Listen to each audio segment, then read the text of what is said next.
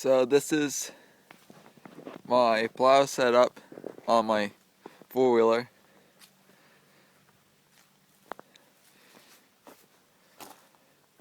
Right now it's onto a slant, so it would push the snow off to the side that direction. But in order to get it back, all I have to do is push down that, easily slide it over. And it has 3 little notches. One there, one directly in the middle, and one there. And you push down on this, and you just switch it over so the lever can go in that little hole.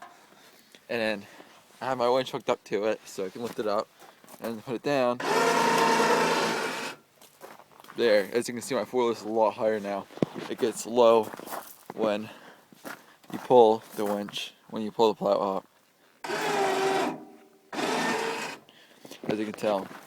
What this is something I bought, and it's 2 poles going back onto a big bracket with a pin, which is just of rod with a washer welded on the end of it, and a pin on the other side.